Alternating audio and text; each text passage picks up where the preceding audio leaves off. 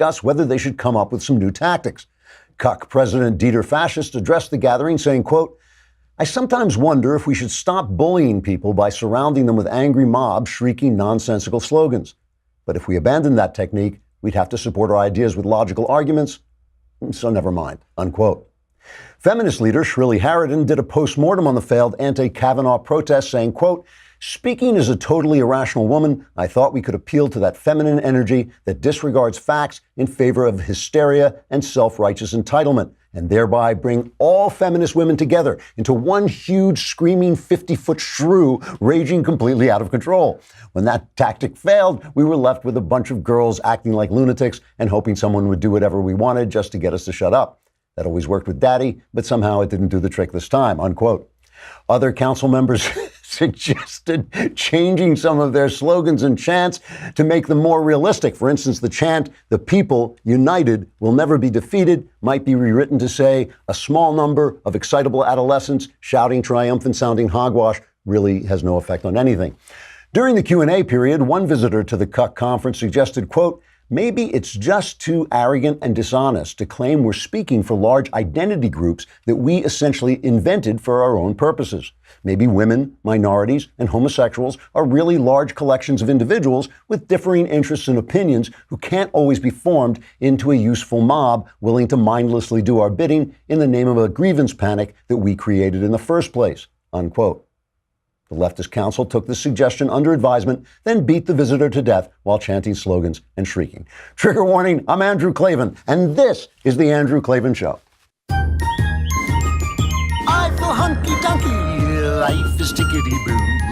Birds are winging, also singing hunky-dunky-doo. Ship-shape, tipsy-topsy, the world is zippity-zing. It's a wonderful day, hurrah, hooray! It makes me want to sing. Oh, hurrah, hooray! Oh, hooray, hurrah! All right, happy Columbus Day, when the best civilization mankind has yet invented spread to this continent. Hooray! That was the best Klavanless weekend ever. We've got a good day. Jenna Ellis is coming to talk to us about something. Something happened to the Supreme Court. I'm not sure what it was. Knowles will be here, and Another Kingdom 2 is up for subscribers. You can go on and find that, and we will talk about that a little bit more later. First, you got to have some coffee with you. And if you get tired of listening to social justice nonsense while you're drinking your coffee, you want to check out Black Rifle Coffee. They not only make terrific coffee, which I'm drinking all the time, they deliver the best roast-to-order coffee right to your door, which guarantees you're getting fresh, premium coffee with every order. And Black Rifle has a coffee club that makes things easy. No lines, no running out, just great coffee shipped right to your door every month, hassle-free. And they also give a portion of their sales to veteran and first responder causes. When you choose Black Rifle, you're choosing a company that supports our veterans and serves coffee and culture to those who love this country, which I know is all of us. Visit blackriflecoffee.com/Klavan and receive, I worry with these guys when I say /Klavan that one of them is going to drop down out of the ceiling, actually /Klavan. But if you put blackriflecoffee.com/Klavan, you will receive 15% off your order. That's blackriflecoffee.com/Klavan for 15% off patriotic and excellent coffee. blackriflecoffee.com/KLAVAN. That's what we all must know. So you are not going to hear this everywhere else that you're tuning on after the Kavanaugh confirmation. You are hearing, oh, now it's a civil war. Now now the blue wave, the red wave, this and that. See, I have this saying that, I don't know if you know Damon Runyon. He wrote these wonderful stories about mobsters. They made them into the musical Guys and Dolls. Damon Runyon didn't say this, but he couldn't. I always say the future is what happened. The future is what hasn't happened yet, that we don't know what it is. And I think we don't know any of this stuff. What we do know is that this is a tremendous victory. And if you can't pause for a minute and take a breath and say, wow, great country, this America, you can win these victories still against the mob. If you can't do that, what are you fighting for? If you're not going to enjoy the moments of victory, what are you fighting for? We are fighting to preserve this country. And more important than Kavanaugh, and more important than anything about, everybody says this is all about abortion. It's not all about abortion. Abortion is about the Constitution. Abortion is about the Constitution. It's not about the outcomes of that happen in the Supreme Court. It is about who is to rule us. I say us and our representatives. The left says 5 people in the Supreme Court can just make a ruling and rewrite the Constitution like that. And it's about the rule of law and due process triumphing over the mob. It really is. They really did take the very legitimate complaints of the Me Too movement, the very legitimate complaints about women and how they are treated in workplaces where there are powerful men without consciences. They took those legitimate complaints and they weaponized them to take people's freedom. They weaponize the pain to turn it into hysteria to take people's freedom. And it's done on purpose, and it's done by our old friend, George Soros. You know, a woman, Asra Q. Nomani, a former Wall Street Journal reporter who is a leftist, feminist, pro-abortion person who used to be a reporter for the Wall Street Journal. She has been following the resistance money. Why? Because she's also a reporter. You don't find those too much anymore, but she is a reporter, and she's been following the money, and she's organized her findings into a spreadsheet, which you can get online. At least 50 of the largest organizations that participated as partners in the Women's March received grants from Mr. Soros's Open Society Foundation. He's the guy who does not believe America should have its own sovereignty. He believes that we are the biggest stumbling block to a better world. He has said that he has a messiah complex. He has said he thinks he's a god. And all of this money, the number of Soros-backed partners has grown to at least 80. At least 20 of the largest groups that led the Saturday anti-Kavanaugh protests have been Open Society grantees. And why don't they cover it? This is the best part. She says, I've pieced this together. It's an open secret, but one that journalists avoid. Why? She says many sympathize with the liberal causes, Open Society champions, and some have been paid Open Society fellows or grantees. And this is what the Open Society turns you into. Show that protest where they were beating on the door of the Supreme Court. Here they are. These people went and after the confirmation vote, they started attacking the door of the Supreme Court. It looks like a scene out of Night of the Living Dead. It's Night of the Living Left or Night of the Living Brain Dead or something. You know, it's like they just look like zombies. They turn people into, and that's what made, this is why, and let me just point out one thing. When we're talking about due process and they say, well, you know, there's, Daily Caller had a thing where they went out and interviewed some of these protesters about whether they should get due process. Play that for a minute. Yes, innocent until proven guilty in a court of law. Yeah, but not in this case. Not in this case. Yeah. Like, innocent until proven guilty apply here. I want to believe it, but his behavior is kind of contrary to that. I feel like it would have been fine if they actually went through with the investigation, but now they're kind of leaving it in the hands of the public. Proven guilty, does that apply here or no? But see, the thing is, it's not about innocent until proven guilty. It's about he will not stay still long enough and take responsibility for what has happened already.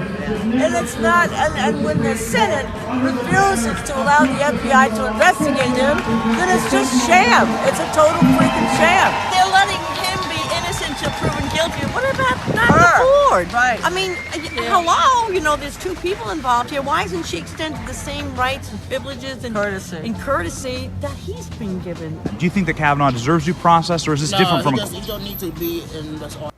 You know, it's frightening, right? It's frightening. They're getting rid of due process and the presumption of innocence. And one of the arguments as well, it's not a court of law, it's a job interview. Let me tell a very quick Hollywood story, all right? In Hollywood, Mira Sorvino, a terrific, beautiful actress, one that I think she has an Oscar and a Golden Globe, she got chased around the room by Harvey Weinstein. So what did Harvey Weinstein do? When Peter Jackson was trying to cast Lord of the Rings, a very big movie, right? A very important part for an actress to get. He was looking at Mira Sorvino. He was looking at Ashley Judd, who also got chased around the room by Harvey Weinstein. Weinstein's people call up Jackson and say, oh, you know, these actresses are really, really tough to work with. They are terrible, terrible people. So he didn't hire them. He didn't hire them. Didn't they deserve the presumption of innocence? I'm not blaming Jackson. He got conned and he really regretted it. He was really sorry about it. But didn't they deserve the presumption of innocence, even in a job interview? Why? Because anybody can say anything about anyone. Your ex-husband, your ex-wife can show up and just slander you in any situation, ruin your life. You always, the accused, not the accuser, gets the presumption of innocence. And you do not want, and that's why this is such a victory. And this is why you have to pause for a minute and say, whoa, what a great country. What a country. And the people were genuinely heroic. And that's the thing I want to talk about in just a second. But first, I have to talk about my underwear. because, you know, there's nothing more important than my underwear, because these pair of thieves, this is true, pair of thieves makes this underwear that is incredibly comfortable. It is like you are going commando. You wear it, you do not know you are wearing it. It's the most comfortable underwear you can wear. It's got this moisture wicking fabric they want me to talk about, but who cares? I don't have to make it. I just have to wear it, and it feels so good. It makes you feel cool and fresh. It's like air conditioning in your pants. One of the guys who started Pair of Thieves says all his wife ever wants to see him is a pair of their super fit briefs, and his wife is Jessica Alba. No, this does not mean you should take pictures of yourself in your Pair of Thieves underwear and send them to Jessica Alba, but you can show them to your wife. For a limited time, this month only, our listeners get 20% off their first order at pairofthieves.com/Klavan. 20% off when you go to pairofthieves.com/Klavan is this month only. And I'm really not joking around. I mean, I actually didn't know I was doing their ad today, and I put them on because they're just so comfortable. Pairofthieves.com/Klavan, and you will just say, how do you spell Klavan? It's Klavan. So these people were genuinely heroes. And a lot of times we think a hero looks like this, basically. A day may come when the courage of men fails, when we forsake our friends and break all bonds of fellowship. But it is not this day. But it turns out a hero really looks like this, cut 6. Well, nothing is irreparably damaged. This has been a nasty process, initiated in the beginning by Senate Judiciary Democrats and then carried over into the public. We've literally been under assault here by a mob that's going to our homes, brushing up against us in the halls, requiring enhanced security. But look, the good news is the mob didn't win. Justice will be done. We protected the presumption of innocence in this country. It applies in all walks of life, and certainly in Supreme Court confirmations. Cocaine Mitch, you know, he said that after Christine Blasey Ford testified, he called up Trump and said, that it's only halftime, we got to stay the course and everything. He was very strong about it. And he told him, I'm stronger than mule's piss on this man. He said, I figured, well, lay off the coke, Mitch. But no, really, who would think that this guy with this very narrow emotional range, as you would say, who looks like that, he's the hero, and we've picked on him. A lot of people, I haven't because I always understood this, but like a lot of people on the right have picked on him because when you're in an organization like that and you're wrangling 50 senators, all of whom have enormous egos, all of whom are excellent politicians, or they wouldn't be, the U.S. senators. It's hard to get everything done, but he has committed himself to these judges. He's got 26 circuit federal court judges. He has done a tremendous job. I have to give a little bit of a nod to Flake. I really picked on Flake when he caved in after the Soros women went after him in the elevator. But he stuck to his guns. He did the right thing. He said I want to hear the FBI report, and that did actually convince a lot of people, one of whom was another of the heroes here, was Susan Collins. And all we've heard about is, women, you have to listen to women, you have to believe women. But that's not what they're saying. What they're saying is you have to listen to leftists. And if the leftists are women, great. And if they're not women, we're going to take them down. And Susan Collins just spoke so clearly about why she was voting for Kavanaugh that it really was like mommy came home. I don't think Collins actually has any children, but it was like mommy came home and found the children had gone insane and were punching each other. And it was like, everybody go to their room and think about due process. I mean, this is what the speech was like. Listen. This debate is complicated further by the fact that the Senate confirmation process is not a trial. But certain fundamental legal principles about due process, the presumption of innocence and fairness do bear on my thinking, and I cannot abandon them. It really was like mommy came home, like boys, gang, we got to have some due process, presumption of innocence.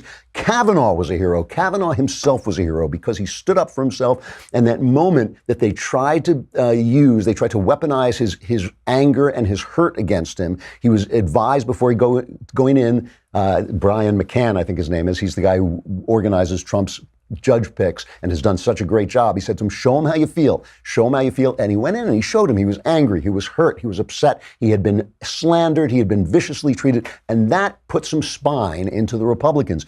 That was a heroic thing to do. And one thing we should take away from that, especially the boys here, is like, stand up for yourself. Don't let them tell you, oh, just stay down, keep your head down. Don't let them attack you.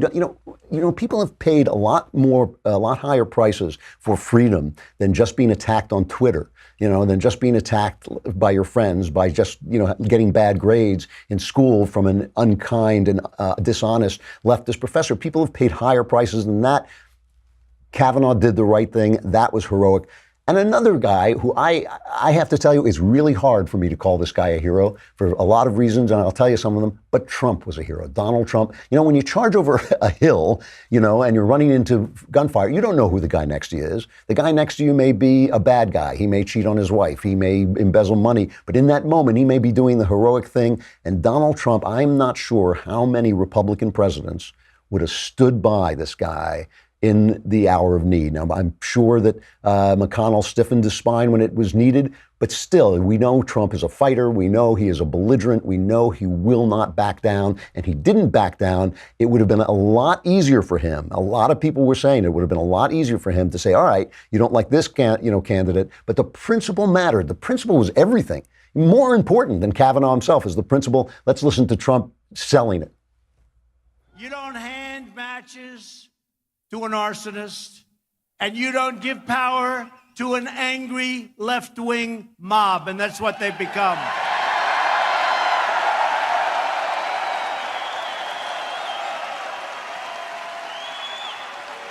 The Democrats have become too extreme and too dangerous to govern. Republicans believe in the rule of law, not the rule of the mob. Good for President Donald. It is time to just stop for a minute and remember this is still a country with heroes in it. This is still a country with principles. It's still a country that stands fast, even in the face of the mob. It's a beautiful, beautiful thing. Tomorrow, the battle starts again. Now, the battle starts again. The election is coming. But for a moment, you've got to take a breath and remember, this is a beautiful thing. Have we got Jenna? Bring on the wonderful Jenna Ellis. I'm telling you, I didn't get your rent check, Jenna. You're supposed to be paying rent on this studio at this point. But I caved. Yes, well, I haven't gotten my tiara yet, so I think we're fair on that one. All right. Well, I caved into the Twitter mob demanding that you come back. But I'm always so happy to see you. Director of the Dobson Policy Center, a constitutional lawyer. Her book is The Legal Basis for a Moral Constitution. You look like you're in Washington, D.C. Don't tell me. Are you invited to the confirmation? I am, and it's very exciting. I'm here at the Trump International Hotel right now, so that's very exciting. And Dr. Dobson and I will be attending the swearing-in event at the White House tonight, which is a great honor. That is great. Well, you are there for us all. You are representing all of us, and that's really terrific. I'm glad to hear it. So what does this mean from a legal standpoint? I mean, this is the stuff that we don't have the expertise to know. You know about Kavanaugh's decisions. You know the cases he's going to be facing right away, some of them, because the court's in session. What do you think is the immediate effects that we'll see?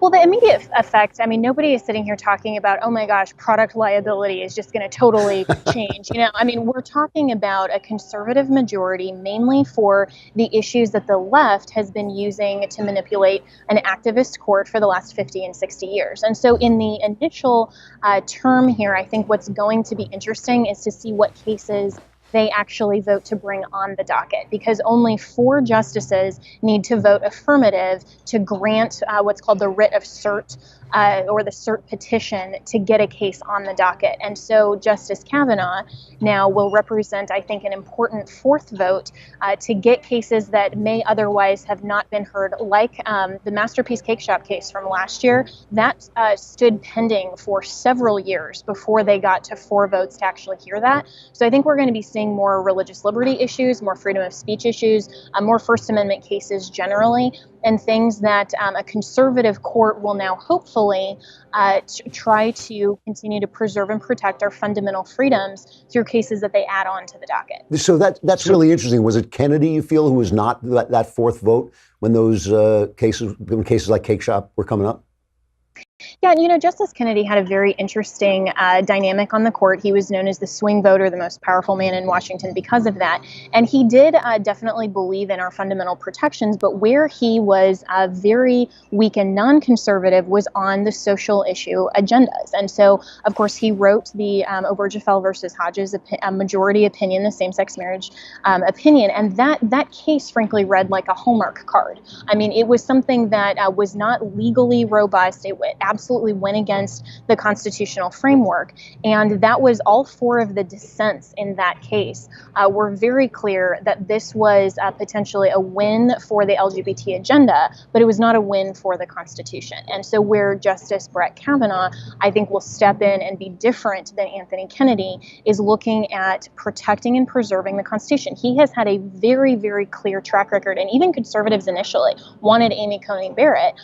Some of them did, but for Kavanaugh specifically, I think that the reason that both sides were a little bit hesitant in the beginning is because he's not an outcome-based jurist. And as a constitutional law attorney, I think that's actually the most appropriate justice that we can have on the court. That's really interesting. I mean, Susan Collins spoke at length. By the way, I have to just mention that the dissent, Antonin Scalia's dissent in Obergefell, is one of the great pieces of writing. I think everybody should read that. Susan Collins was talking about this, that he is, in fact, he is bound to precedent. He does respect the precedent that may keep something like Roe v. Wade in place after so many years. What is it, like 45 years? Do you agree with that?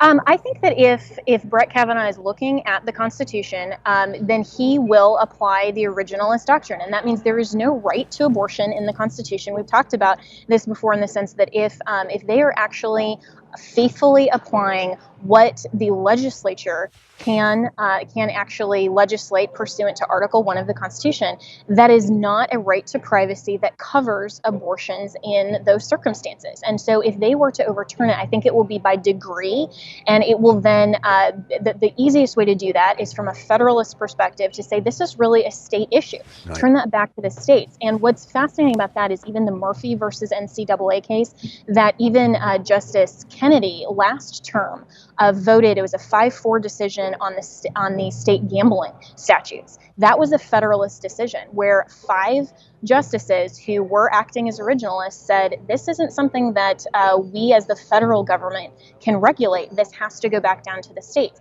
And if we're not looking at this from a politically biased perspective, that's really where it should go. And I think that the Supreme Court with a Justice Brett Kavanaugh, we will see that within the next couple of years. And this is why the left is so angry and why they're putting up from the Women's March today on their Twitter a banner of Susan Collins saying she is a rape apologist. It's absolutely ridiculous because they're saying we only support the women who we agree with, and their agenda is completely pro-abortion. It's not about the Constitution. It's not protecting liberty or life. That rape apologist sign is another Soros-funded effort that was put out there by one of his organizations.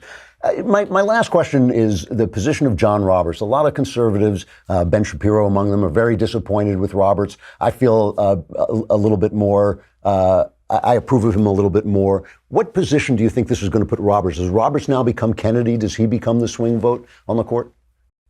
He's probably the one that on some of these issues, like we saw, we were all disappointed in him for the Obamacare decision. Yeah.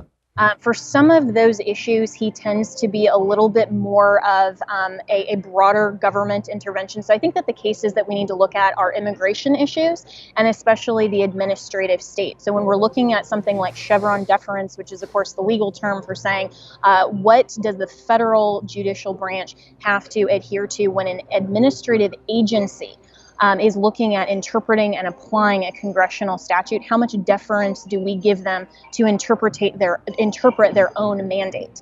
And I think those cases in particular will be very interesting for Roberts. But he has a lot of colleagues now who hopefully, now that Justice Kennedy has stepped aside and resigned, hopefully he will find himself among a conservative majority that will encourage him to do the right thing. And again, faithfully apply the Constitution. This isn't outcome-based. This isn't just saying that, okay, now now conservatives, if you identify with a certain group, now we're pushing our agenda through. Conservatism is about conserving the rule of law, having liberty and justice for all. That's what our Constitution provides, but within those limited margins of government. So I think this is a great day for America. Amen, amen. Thanks very much, Jenna. It's always great to see you, and I'm really excited you're going to be at the confirmation. We'll be thinking about you. I'll send you pictures. Thanks so much for having me on, Drew. Have a great time. All right. Finally, the Daily Wire has launched the next chapter in Another Kingdom, a podcast series written by by me. I'm sorry. It's and performed by Michael Knowles. And I got to say it. I'm not going to say this when he comes on because I would hate. Just the words wouldn't come out of my mouth. He did such a great job bringing this thing to life. Today and on every following Monday, subscribers to the Daily Wire will be able to watch the new episodes of Season 2. If you're not a subscriber, shame on you. You'll have to wait until Fridays to watch the episodes, and you'll only get to see the first 15 minutes, and then you can listen to the rest. But you will not get this incredible visual component. It is so beautiful. Let's take a look at the clip from the first episode of Season 2, and you can see how great it looks. Then, finally, it was dark. Time to go. With the locket still in my hand, I rolled off the bed. There was nothing to pack. I had nothing with me. I ditched my phone so no one could trace me. I'd stopped at an ATM near LA to stock up on cash. I couldn't use credit cards. They could trace those too. I dismantled the GPS in my car. No internet, no social media. I was invisible. And I was utterly alone. I crossed the shit brown carpet to the door. I opened the door onto the night outside. There was Billiard Ball. He stood gigantically on the threshold, framed in the doorway with the parking lot lights glaring behind him. Before I could react, he jabbed me in the neck with a stun gun. The electric blast sent me reeling back into the room, convulsing, down to the floor. I dropped to the carpet, jerking and shuddering. My muscles were locked up, immobile. All I could do was lie there and judder and watch as Billiard Ball stepped calmly into the room and calmly shut the door behind him.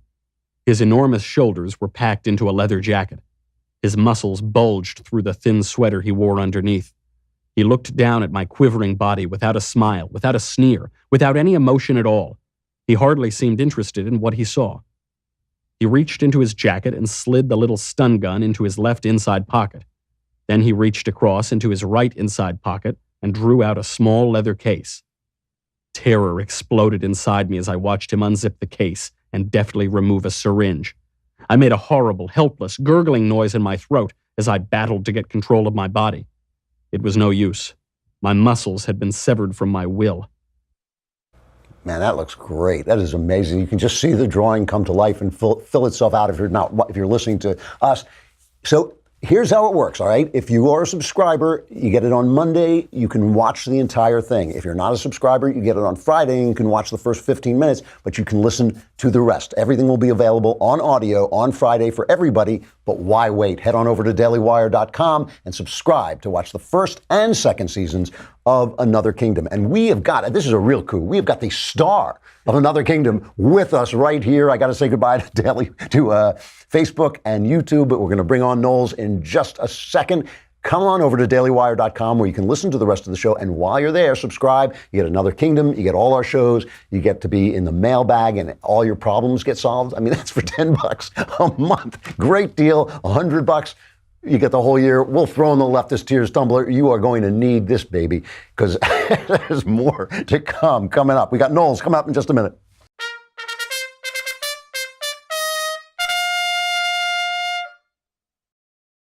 All right, Knowles, are you there? There he is. I am so excited for this. It's funny when you're working on a bunch of things. I mean, we started Another Kingdom a year ago now, over a year and a half ago maybe, and you kind of forget when they're going to come out. And then I just wake up this morning and I see that it's out there on the website. I'm so excited for it, and the story is so good. You know, I kind of screw up the performance at times. You have to go back and do another take because I'm surprised by what happens in the story. You know, and I think, oh no, where'd that go? You know, I don't want to give anything away, but there was a story. Some of the stuff that is made up that I was just making up in this is in the newspaper. I mean, like I'm looking at it and going, oh my God, I made that stuff up. And it reminds me of, I wrote a novel a long time ago with a prison break in it. And I called up the security guys at one of the toughest prisons. And I described the prison break. And he said, that would work. And so when I opened the newspaper today, I thought, wait, that's my story, isn't it? It is. That's right. I don't want to give anything away. Yeah. It is reading what's happening, especially in the press right now. Yep.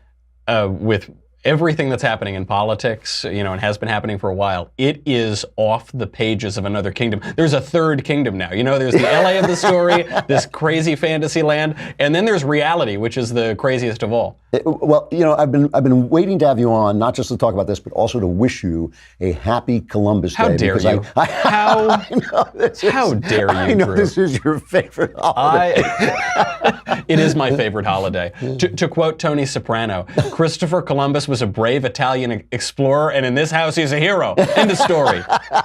End of story. I saw you on Twitter. Somebody was complaining, how can you make a hero out of Christopher Columbus when he destroyed, what was it, the Aztecs or something? Oh, all the indigenous people. He arrived at the Taino peoples. He went to San Salvador. He went to the Isla de Caribe, where all of the cannibals were eating friars and things like that. And then, because of him, the Europeans came, they established civilization in the Americas, and they wiped out the indigenous peoples. What they forget, though, they sometimes miss this point, is they say Christopher Columbus brought rape, genocide, and terror into this utopia of the New World. 5 years before Christopher Columbus landed in the Americas, the Aztec Empire slaughtered 84,000 people over the course of 4 days to concentrate the temple of Tenochtitlan. He was a great god, though, Tenochtitlan. But he was a good one. He's worth it. If any of those gods are worth it, it's Tenochtitlan. Yeah, if you're going to kill 80,000 people, it should be for that guy, yeah. Well, they seem to, I think they get the math a little wrong, though, because if Christopher Columbus brought over the slaughter and the genocide and the rape, he must have done it by teleportation 5 years before he actually arrived in the Americas. It is a good point, too. I'm willing to grant that there were Indian tribes in America who were mistreated and were cheated, of course. That is all true. But it is true that as a human being, right, the world that came to America, to this continent at that point, is a less violent world, a less oppressive world, a less, and of course for women, it's the only world to be in. Right. And, this is really what bothers me about, so all of this slander and smears against Columbus, they're all based on nothing. There's now in recent years, they've taken to using a couple documents about what a bad guy Columbus was to smear him. They're relying on one document that was written by Francisco de Bobadilla, who was Columbus's chief political rival in the New World. It'd be like, referring to Hillary Clinton's book to get an idea about who Donald Trump is. And so that is a little frustrating. But it's the ingratitude that's so frustrating, because you're living in this world, you're living in the nearest to heaven on earth, which is the Americas, the United States in particular. This country has given to the world more in charity, more in protection, more in liberty than any other civil power in history. And the self-flagellating Americans of today, particularly white liberals, think that it would be better had none of that ever happened. They say, oh, how awful it is that we're living here. Oh, hold on 1 second. I need to tweet on my iPhone about how terrible the founding of America is. The corporations are. I got to tweet Google. That's right. It's so idiotic. Steven Pinker has a great line in his book, Enlightenment Now, which is a problematic book for me, but still, it's a very entertaining and knowledgeable book. It's full of interesting things. But he has a great line where he says, progress erases its own footprints. And the fact that we live in this world, I mean, sometimes, we go over to Jay Hayes' house and I sit on his balcony and I look down in a Trader Joe's. And for people who don't know, it's this fantastic upscale, supermarket, basically. Yeah. And I think, gosh, you could drive down to Trader Joe's and spend, a tiny fraction of the money you make and get some of the best food ever. Pharaoh of Egypt would give up his pyramids to have a trader. He really would. It's an amazing world, and we really don't know it. Speaking, though, I was saying that this is like the only place to be, is the only civilization that has ever treated women with the decency and kindness and freedom that this civilization does. The way they are, all we hear about is how evil we are, the right is toward women, how sexist, we're terribly sexist. I've been watching the way they treated Melania Trump, especially in this Africa trip when she's been so charming and beautiful and delightful. She's being treated like garbage by the left. Well, we need to believe all women. We need to support all women. We need to raise up all women unless they work for Donald Trump or are married to Donald Trump or have ever even looked at Donald Trump, and then we have to destroy them and smear them. The treatment of Melania is a scandal, and history will not look well upon the media and the Democrats who have abetted it. You know, during the Obama administration, Michelle Obama appeared on 12 magazine covers. Wow. She graced a dozen magazine covers. Melania Trump, who has been a professional model since she was about 16. I believe she's been on one magazine cover. She was on Vanity Fair in 2017, and right at the inauguration, and there was this big hullabaloo about it, and so they refused to have her on these magazine covers. Michelle she was on Vogue 3 times, Essence twice, Time magazine twice, no Melania, and now, by the way, with this Kenya trip, you've got the entire mainstream media apparatus going after her, so the main attack on her is that when she was on safari in Kenya, she dressed as is appropriate when you're on safari. That's the big attack. They were picking on her for her hat. That's what I saw. For her hat. Yeah. So she wore specifically the pith helmet. You know, which is this, when you think of traveling around Africa, that's what you think of. And so CNN, they send out this headline that says, quote, U.S. First Lady Melania Trump's latest white hat evokes colonialist comparison. From you. Yeah, exactly. Yeah, I always love when they leave out the object of the, yeah, exactly. Yeah, critics say, no, you're the critic. The New York Times, they write about this. The pith helmet Melania Trump wore during a Kenyan safari wasn't her most glaring faux pas. Oh, First of all, can you name one faux pas that I can't.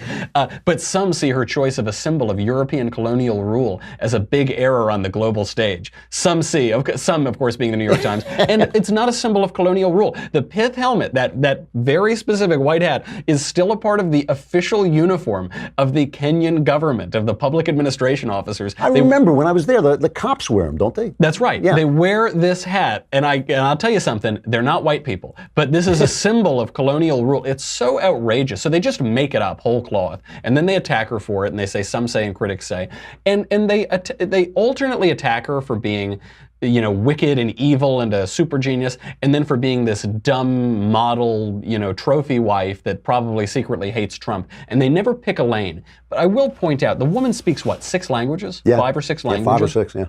I mean, this is an accomplished woman. Maybe Donald Trump didn't pick her out because of her command of Serbo-Croatian, but, you know, still, this is an accomplished woman. This is a serious person. She's been graceful. She's been all class since she's been First Lady.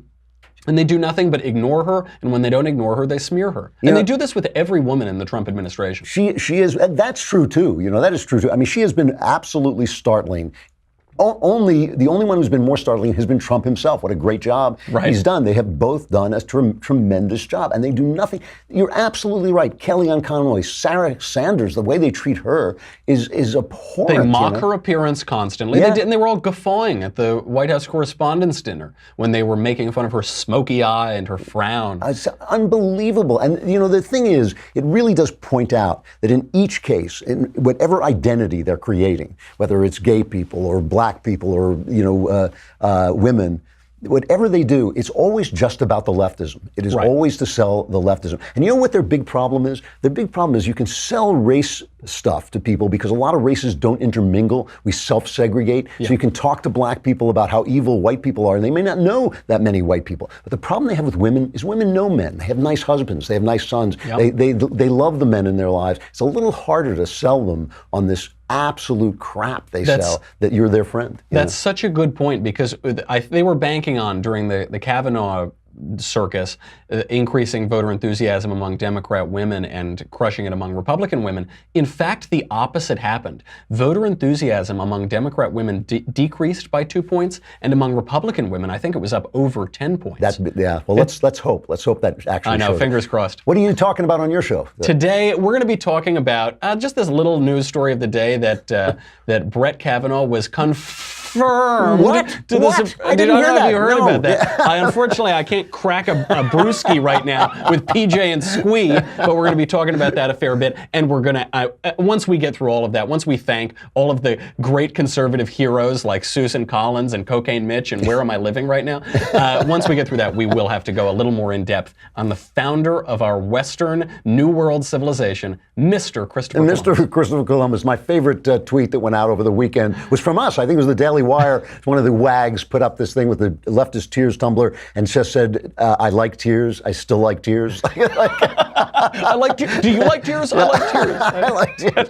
All right, Knowles, always great to talk to you. I'll see you soon. Good to see you. It's always just an easy segue to go from Knowles to our crappy culture.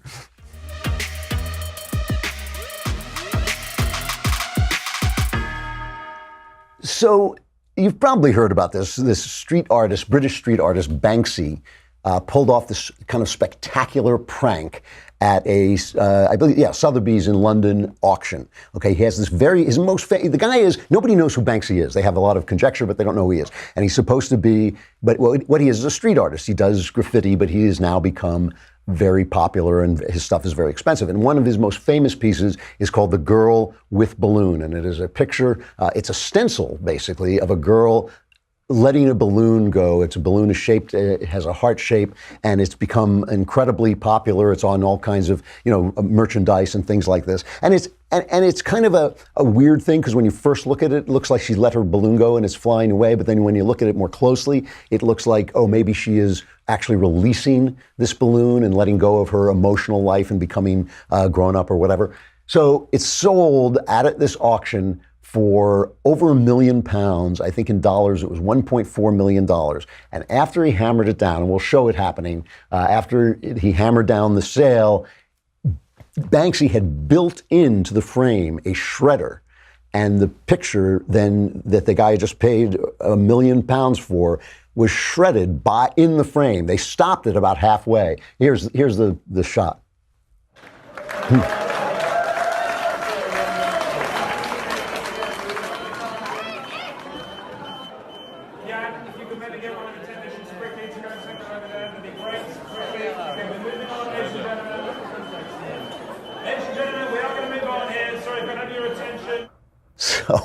So Sotheby's Sotheby's says it didn't know that was going to happen, but I'm a little suspicious. I don't know how you carry a frame like that. It must have been an incredibly heavy frame.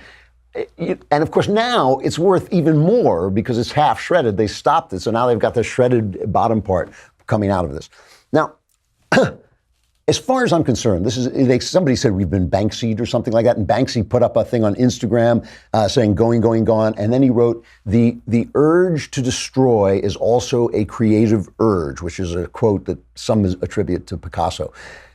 I have to tell you how I feel about this. In terms of what I think of modern art, I don't care if it's shredded or not, it looks exactly the same to me. But there is something, I'm going to go full conservative on you here because there is something genuinely decadent about this. There's something genuinely decadent about this. To say the urge to destroy is also a creative urge is like saying the urge to murder is the same as the urge to give birth. I mean, it is just not true. The words can come out of your mouth, but they don't describe the truth. What you are seeing here is people with fantastic amounts of money telling you that destroying the civilization is just as good as building the civilization. And because, of course, for them, it is. For them, they're going to make money no matter what. They're going to destroy the work of art, they sell the work of art. Whatever happens, they're going to come away feeling great. And the decadence works great for the elite. But for the rest of us, this civilization was built up bit by bit. Every good thing we have was created by people working in the night, fighting on battlefields, thinking through their lives, wasting their lives on thoughts that didn't go anywhere, making works of art. You can't tell me that to look up at the Sistine Chapel is the same as tearing this thing to pieces. The only reason it's funny is because it wasn't worth anything to begin with. It's a stencil. It's not that big a deal that it gets destroyed, but that's the only reason. If you did that to the Sistine Chapel, if you shredded the Sistine Chapel, it would be a major, major tragedy. And so what I see in this is the kind of like cluelessness of the elites who are celebrating a decadent world where art doesn't matter, where art destroying something is just as good as creating it because that world makes them a fortune. That's the way it goes. All right, I am traveling. I'm off right out of here. I'm shooting out to the airport. Where am I going? I'm going to Madison, Wisconsin to speak at the university there. And I will be podcasting all along the way. I will be phoning it in from there. And please get on and see Another Kingdom. You can watch both season 1 and season 2 if you're a subscriber at the Daily Wire. And if you're not, on Friday, you will get the first 2 episodes of season 2. Come back tomorrow. I will be here. I'm Andrew Klavan. This is The Andrew Klavan Show, and we will see you again tomorrow.